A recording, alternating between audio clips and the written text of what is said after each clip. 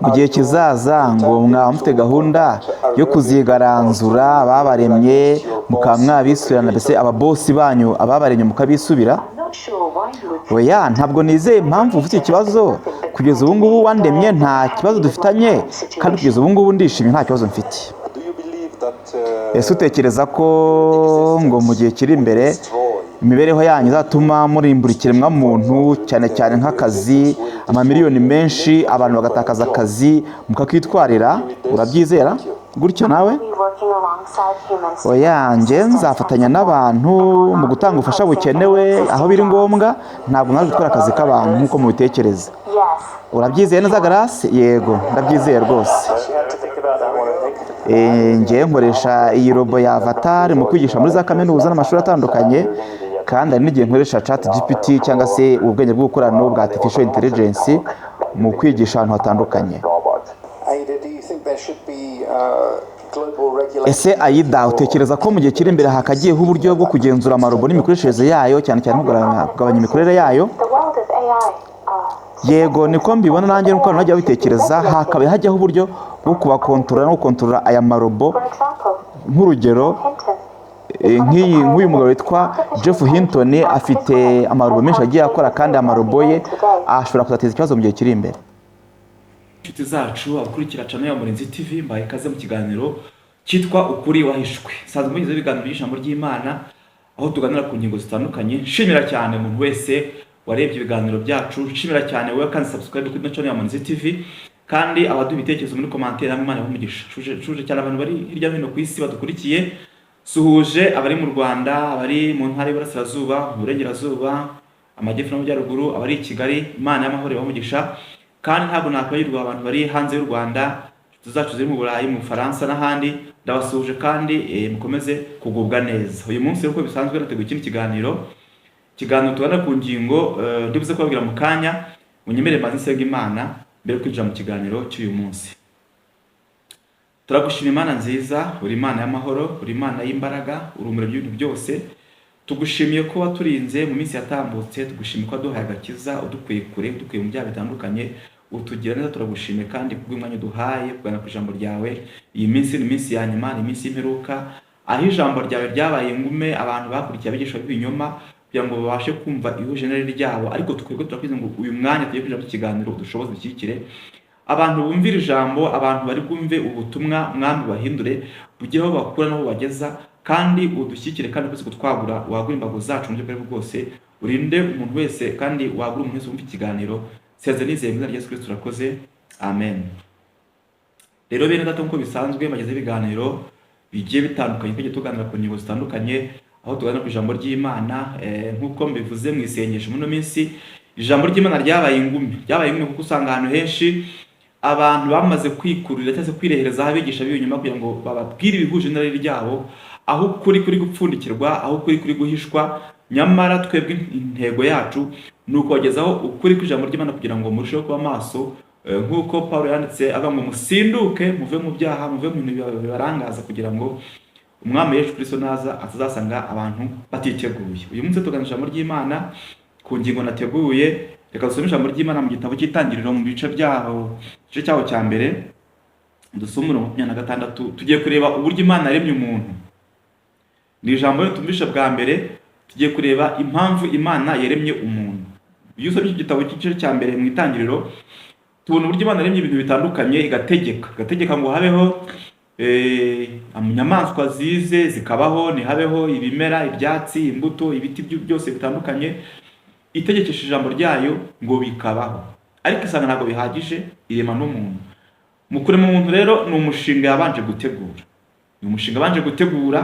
Ndetse habaho n'ibiganiro. Imana iganira hamwe n'ibindi biremwa byo mu ijuru, iravuga ngo tureme umuntu mu ishusho yacu ase natwe, kugira ngo bigende gutese kuki se yamuremye kandi ikamurema nyuma y'ibindi byose. Reka dusomere iryo jambo twumve. Imana iravuga iti tureme umuntu mu ishusho yacu ase natwe, batwara amafi yo mu nyanja n'inyoni n'ibisiga byo mu kirere n'amatungo n'isi yose n'igikururuka hasi cyose. Imana irema umuntu ngo agire ishusho yayo, afite ishusho yayo niko yamuremye, umugabo n'umugore niko yabaremye. Imana ibaha umugisha. Imana irababwira ati mwororoke, irababwira iti mwororoke, mugwire, mugwire mwuzure isi, mwimenyereze ibirimo, mutware amafi yo mu nyanja n'inyoni n'ibisiga byo mu kirere n'ibintu byose bifite ubugingo byigenza ku isi. Tubonye ko Imana iri mu muntu intego yari ifite ya mbere ni uko uyu muntu abyara akororoka, ni uko uyu muntu yimenyereza ibiri mu isi Imana yamaze kurema kugira ngo abibere umutware, ayobore inyamaswa zo mu ishyamba, ibikururuka byo hasi, inyoni zo mu kirere, amafi yo mu nyanja, ngo n'ikintu cyose Imana yaremye cyari gikeneye umuyobozi witwa umuntu. Ngiyi impamvu ikomeye Imana yaremye uyu muntu witwa Adamu, ngo umugabo n'umugore niko yabaremye, ibashyira mu ngobyi ya Edeni, ibashyira mu busitani bwa Edeni, imezamo ibintu byose, ishyiramo inyamaswa z'amoko yose kugira ngo uyu muntu abiyobore, abikontorore. Ibi bintu bikiba Satani ntabwo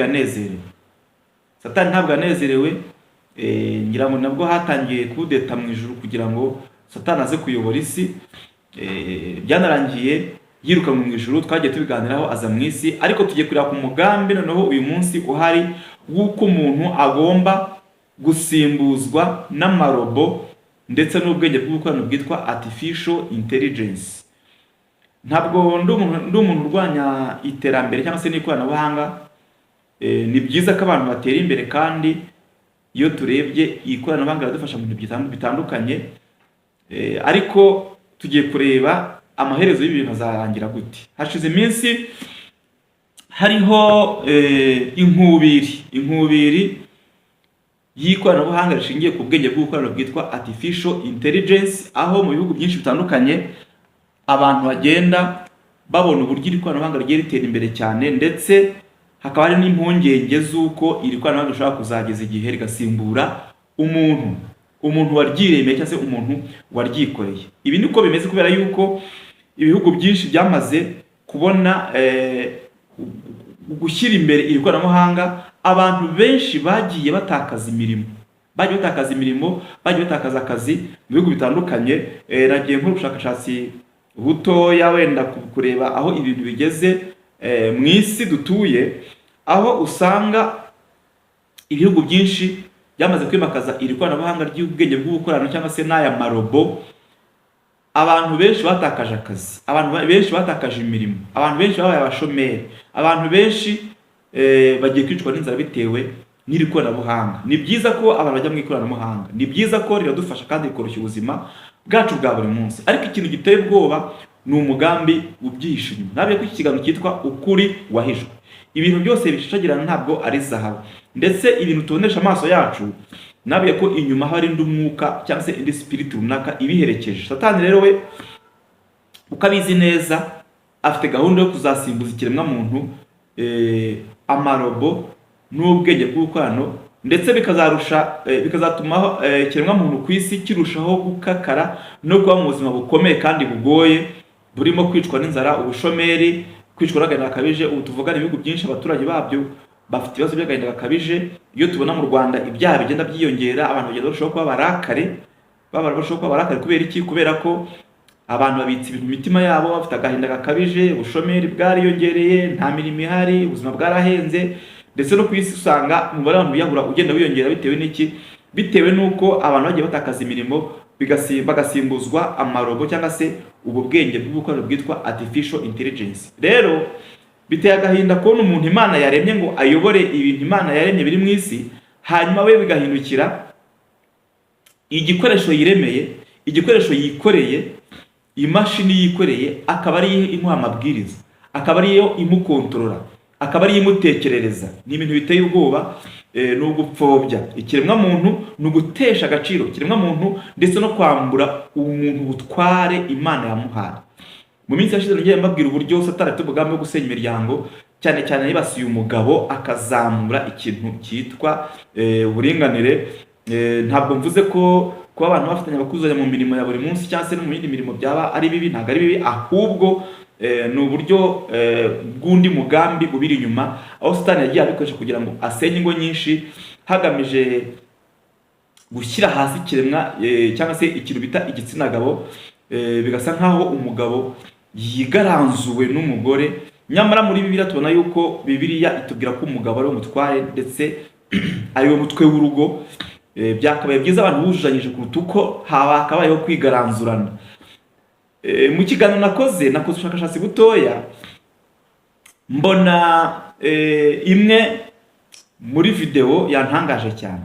Mwumvishije mu gutangira iki kiganiro introduction yabanje, aho iyi nama hari habaye inama yita press conference. Press conference ni inama ihuje abanyamakuru ndetse n'amarobo. Ni inama yabaye ibereye mu cya Leta Zunze Ubumwe za Amerika, aho amarobo yatumijwe mu nama n'abanyamakuru bayabaza ibibazo, ndetse amarobo akagenda asubiza bimwe mu bibazo bagendaga bayabaza. Hari robo imwe baje batese, iyo ubona uburyo mugenda mugwira muniyongera, ngo mwamufite umugambi wo kuzasimbura ikiremwa muntu, irobo irabihakana. Ariko muri makeya mu gihe kiri imbere abantu bagiye gusimbuzwa ibikoresho biremeye byitwa amarobo, ndetse n'ubwenge bw'ubukorano bwitwa artificial intelligence. Kugeza ubwo abarebera ibintu kure batangiye kuvuga yuko hakabaye hajyaho uburyo bwo kontrola ibi bintu by'amarobo kugira ngo bidateza isi akaga. Kuko urebye mu minsi iri imbere byibuza kugera muri 2030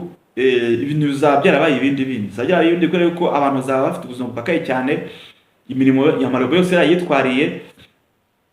Nk'ubu ngubu umushakashatsi butoya nakoze ntegura iki kiganiro, nabonye uburyo Ubuyapani mu guteza imbere iyi koranabuhanga rishingiye ku marobo n'ubwenge bw'ubukorano. Mu Buyapani bavuga yuko inganda zo mu Buyapani zimaze kongerwamo aya marobo akoreshwa mu guproduiza ibintu bitandukanye mu nganda. Imibare imbwira yuko ngo bageze kuri 38% mu gukoresha amarobo, bivuze ngo biri gusatira kujyana muri 50% aho abantu bazasigara ari bakeya mu nganda, amarobo akaba ariyo aba menshi. Kandi kuko urebye ubu bwenge bw'ubukorano butuma umusaruro wiyongera kandi bwihutisha akazi. Ni byiza rwose, iterambere ni ryiza, iri koranabuhanga ni ryiza cyane. Ariko akaga gatejwe n'ibi bintu ntabwo abantu bakunda kukavugaho. Batubwira ibyiza byabyo, yego nibyo, ariko hari n'ingaruka zikomeye ku kiremwa muntu, aho abantu bazatakaza akazi, abantu bakicwa n'agahinda gakabije, abantu bakiyahura babuze imirimo, abantu bakicwa n'inzara. Ni ibintu biteye ubwoba. Leta Zunze Ubumwe za Amerika zimaze gukoresha amarobo mu nganda. Mu mwaka ushize, muri mibare mwaka washize wa 2023, Amerika yageze ku kigero cya 47% mu gukoresha amarobo mu nganda zayo. Ni ukuvuga ngo abakozi benshi barirukamwe basimbuzwa ibikoresho abantu biremeye byitwa amarobo cyangwa se artificial intelligence. Utiriwe ujya kure mu gihugu cy'u Rwanda marabibona, abantu bagiye batakaza imirimo kubera nko muri transport, muzi uburyo hari abantu bishyuzaga ntabwo bagihari, kugenda hari ikoranabuhanga rikoreshwa ahantu henshi, bagenda basimbuzwa izi systeme z'ubwenge bw'ubukorano, aho abantu batakaza imirimo, ugasanga biteje akaga. Ni byiza, ntabwo navuze ko ndwanya iri terambere, ariko tuvuge ku ngaruka, tuvuge ku bibi cyangwa se ku ngaruka zatezwa n'ibi bintu. Ubu tuvugana mu isi yose hamaze gukorwa amarobo yifashishwa mu nganda no mu bindi bintu bitandukanye agera kuri miliyoni 4,281,585. Aya ni amarobo ari mu isi yose uyu munsi amaze gukorwa, yasimbuye abantu mu mirimo. Miliyoni 4,281 n'amarobo 585 mu nganda zitandukanye ku isi yose. Kino kintu giteye ubwoba, aho umuntu yambuye ubutware bwo gutegeka ibiri mu isi no kubiyobora, ahubwo nibyo bigiye kugira gute, bigiye kumuyobora. Uyu ni umugambi wa Satani wo gushyira hasi kiremwa muntu, ndetse no gutesha agaciro umuntu, no kumwambura ubutware Imana yamuhaye bwo kurema, bwo gukontrola cyangwa kuyobora ibintu Imana yaremye. Ariko bigiye kurangira ahubwo byo bigize gute, ari byo bimuyoboye. Biteye agahinda rero, bene data mudukurikira. Ariyo mpamvu tubwira abantu ngo mube maso mu gihe kiri imbere, ibintu bizabikomeye kurutaho, ndetse nubwo byanakomera ubunyire ku mwami Yesu kugira ngo azabashe kukurengera. Ubu tuvugana mu Bushinwa hari imashini zitwa taxi robot cyangwa se robot taxi. Izi taxi ni taxi zitwara, ni amataxi yitwara na modoka bakoze bashyiramo ubwenge bw'ubukorano artificial intelligence, biba bikontororwa n'umuntu umwe cyangwa babiri batarenze batanu, ahantu habugenewe muri station yabugenewe, hari bafite internet yihuta ari ku rwego rwa 5G na 6G, ku buryo umuntu umwe ashaka gukontorora umujyi wose atwaye izo taxi. Bimeze nka video game, iyo ubirebye ni nko gukina video game, ariko wumve utekereze ku bushomeri, utekereze ku ngaruka, utekereze ku bantu babuze imirimo basimbuwe n'ibi byuma byakozwe n'abantu n'aya marobo, cyangwa se n'ubwenge bwitwa ubwenge bw'ubukorano bwitwa artificial intelligence. Hari umunyamakuru umwe wabajijwe ukabona mu uburyo izi taxi cyangwa se iri koranabuhanga ririmo aragenda yongera mu Bushinwa risimbura abantu mu mirimo itandukanye. Ni umunyamakuru wabajije uyu mushoferi mu mujyi umwe witwa Wuhan muri Amerika, nako ni mu Bushinwa murambabarira, yaravuze ati ubu dufite agahinda, umuntu wese arimo ararira, ndetse mu gihe cy'imbere inzara igiye kuzica abantu, kubera yuko uyu tuvugana iyo tugiye gusaba akazi twisanga turimo dukompeta cyangwa se duhanganira isoko ry'umurimo n'amarobo. Munyumvire namwe, abantu bageze ku rwego bajya gusaba akazi bagakompeta cyangwa se bagakora ibizamini bari kumwe n'amarobo, kandi birumvikana kuko aya marobo aba afite ubwenge buri advanced cyangwa se buteje imbere cyane, akenshi arabatsinda bagataha bakabura akazi. Abantu rero bamaze kubura akazi, bamaze kuba bashomeri. Ibi ni ibintu biteye ubwoba bene gato, kuko Satani afite umugambi wo kurangiza ikiremwa muntu binyuze muri iri koranabuhanga rigendeye ku bwenge bw'ubukorano, aho mu minsi iri imbere nabwiye ko bazakora n'utwuma bashyira mu bwonko bw'abantu, ntuzabe utekereza ibyo ushaka gutekereza, ahubwo bo bagatuma utekereza ibyo ushaka ko utekereza. Ubwonko bwawe kabuza na computer cyangwa se n'akuma gato bita chip. Kaga chip rero ahantu amakuru kayatanga, hakaba hari abantu bagomba kugukontorora no kukugenzura, ku buryo we udakora ibyo watekereza gukora, ahubwo ukora ibyo wagutekereresheje cyangwa se wifuza ko we ukora. Rero ibi byose nta kintu kigamijwe ni ukwambura umuntu ubutware. Imana duhaye ubutware bwo kuyobora isi, kuyobora ibintu biri mu isi, ngo tukimenyereza ibirimo, ibyigenza, inyamaswa, amatungo, amafi yo mu nyanja, inyoni zo mu kirere n'ibindi byaremwe byose Imana yaremye yaduhaye ubutware. Ubu butware rero Imana yaduhaye nibwo Satani arimo aragenda twambura, adushyira hasi ngo tuyoborwe n'ibi bintu abantu baremye, tuyoborwe n'ubwenge abantu baremye. Ndetse hari impungenge yuko ngo mu minsi iri imbere amarobo azafata isi yose, agafata isi akayikontorora, ndetse abajya bakurikira icyo science fiction movies, amafilime yerekana ibita mu science fiction cyangwa se n'amafilime yerekana aho ikoranabuhanga rigeze ku rwego rwo hejuru. Muri amafilime rero banyuzamo message zabo, ndavuga abakozi ba Satani banyuzamo message zabo zitubwira uburyo mu minsi iri imbere. Hari filime nabonye aho amarobo yigumuye, nk'uko muri iki kiganiro umunyamakuru yabajije iyi robo, rwose amarobo yari yigumuye, asohoka mu bubiko bwayo, yari ari muri laboratoire, yigaranzura abantu, ateza intambara ku isi. Biko ko mu gihe kiri imbere hazabaho intambara ikomeye izatezwa n'amarobo arimo kwica abantu. Bivuze ngo aba bantu bayakora biroroshye cyane gushyiramo porogaramu ituma amarobo ahinduka mabi, akaba violent, agateza intambara, akica abantu. Ibi rero biri mu mugambi uri gutegurwa mu gihe kiri imbere kandi mu buryo bw'ibanga n'abakozi ba Satani. Gusa banza kutumenyereza ubwiza bw'aya marobo, ubwiza bw'ikoranabuhanga rikoresheje ubwenge bw'ubukorano artificial intelligence. Ni byiza tubanze tubimenyere, twinjire muri mudu yabyo, ariko mu gihe kiri imbere ibintu bizaba bibi. Aya marobo azaba corrupt, aba bantu bayakoze bazashyiramo amaporogaramu azatuma atwihindukirana, atwisubira, ndetse atangire kwica abantu. Habaho intambara ikomeye cyane, abantu bazarwana n'amarobo. Kandi abantu bakurikirana izi filime za science fiction, ama message yabo menshi niho bagenda bayanyuza. Satani afite systeme n'abakozi be mu isi, iyo hari ikintu bashaka gukora ku isi bakinyuza mu buryo bw'amarenga. Nabwiye ko hari umwe witwa Bosco ukunda kuvuga ko isi yoboye n'ibintu bitatu: ibitabo, amarenga ndetse n'ibimenyetso. Niko bakora rero, bakoresha ibimenyetso n'amarenga. Amafilime menshi je bakina akenshi bahanyuza message zabo cyangwa se ubutumwa bwerekana ibyo bateganya gukora mu gihe kiri imbere. Hari umuntu wamye ukuntu ngo iriya coronavirus yageze mu isi, iriya COVID-19 yabayeho, bari barakinnye iyo filime kera muri 2007 nka prediction nko guteguza ngo mu gihe kiri imbere hazaba iki. Iyi filime yarakinwe kera, bayita The Contagious cyangwa se The Virus, berekana uburyo mu gihe kiri imbere hazabaho virusi izatuma isi yose ijya hasi akayabazaga mu rugo kica abantu benshi, kumbe bamo bakora icyo ta prediction yo kuzazana mu isi coronavirus. Rero bene data mujye mukurikira, mube maso, satani ryose akora bayabiteguye, ariko twebwe nk'abakristo, nk'abantu basenga cyangwa se abantu bazi Imana, dukwiriye kuba maso tugasengera ubugingo bwacu kugira ngo ibyo byago byose niyo mipango satani arimo gutera ntibizatwara ubugingo bwacu. Ibi byose nta kintu kigamijwe ni ugutwara ubugingo bw'abantu, kandi satani nta kintu cyamuzanye, yaje kwiba, yaje kwica ndetse no kurimbura. Rero bene data dukwiriye kuba maso. Iri minsi yo kuba maso, imishinga myinshi satani yari yagambiriye gukora mu isi no kugera ishyira mu bikorwa, kandi mu bikorwa biri kugenda byihuta cyane, ndetse abantu benshi bazashiduka baguye mu kamasho no mu mutego we, kubera yuko nta wundi mugambi afite no kwica no kubarimbura. Mu gihugu cy'Ubushinwa bavuga ko ubu tuvugana ngo hari amatagisi cyangwa se amamodoka arenga 1000 yigenza yitwara akoresheje ubwenge bwo gukorana kugira ngo asirikira atwara abantu mu mijyi, nta muntu urimo ahubwo atwawe n'ubwenge abantu bakoze. Muzi umuherwe witwa Elon Musk, afite uruganda rwita Tesla rukora imodoka zimeze gutyo zigenza, zitwara zitagira umushoferi.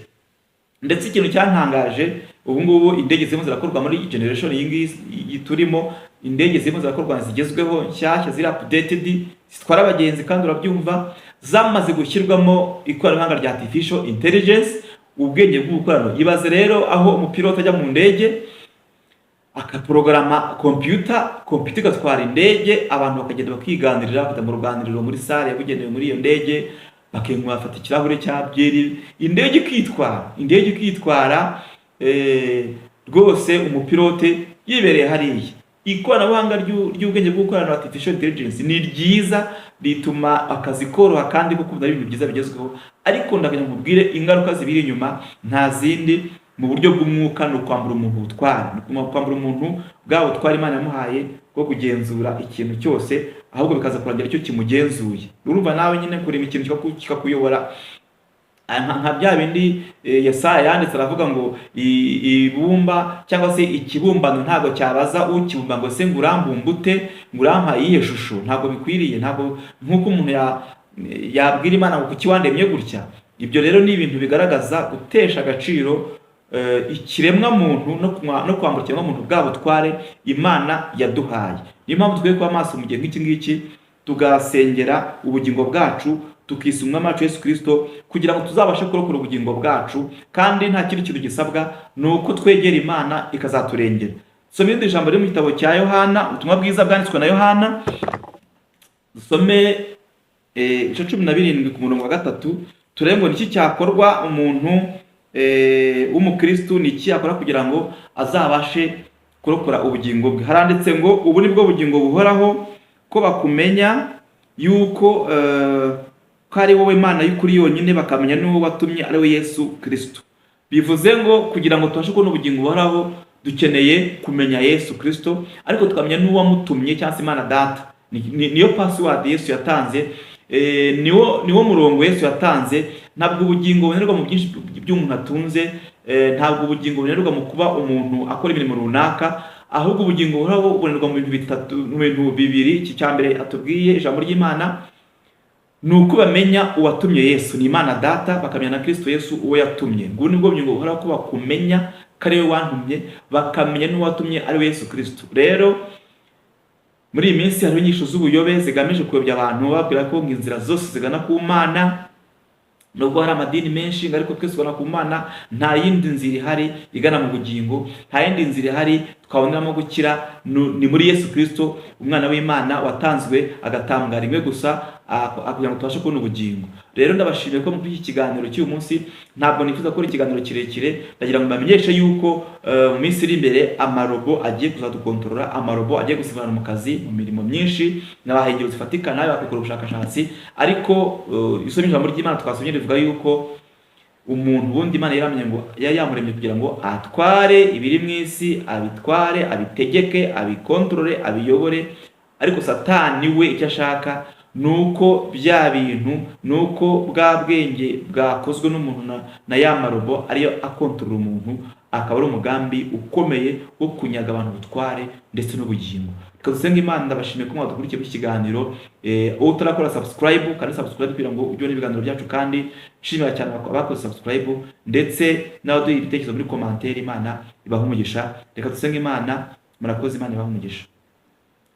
Nongeye gushimira Imana yacu, uri Imana nziza. Tugushimira ijambo ryawe, ijambo ryawe ni rizima. Waremye umuntu umushyira mu isi, wabitekereje, wabigambiriye, wabyizeho, umukoza w'ibiganza byawe, intoki zawe, ufata itaka, umukungugu urema umuntu mu itaka ryo mu isi, ariko ngo umuhumekera nk'uko ubugingo buzima, umushyira muri Edeni ngo atware ibirimo, yimenyereze birimo. Ariko Satani ntabwo byamunejeje. Satani we afite umugambi wo kugira ngo abantu bayoborwe n'ibi bintu baremye. Afite umugambi kugira ngo abambure ubutware. Ariko turakwize ngo twebwe abakumenye uduhe imbaraga Mwami, uturinde kugenzurwa n'izi mbaraga z'abadayimoni. Ndetse tuzi neza ko hari iyi myuka irimo ikorera no muri ikoranabuhanga. Urinde ubugingo bw'abantu bakumenye, kandi muri no minsi udukomereze amaboko, uturinde gutentebuka, uduha amaso y'umwuka, kandi ukomeze kutwigisha no kutwagura. Turagushimiye. Dusenge umuntu wese uje ikiganiro urushaho kumwigisha kandi ukomeze kumwagura, kandi abantu baguhungire ko niwe utanga ubugingo wenyine gusa. Sezerize Yesu turakoze. Amen.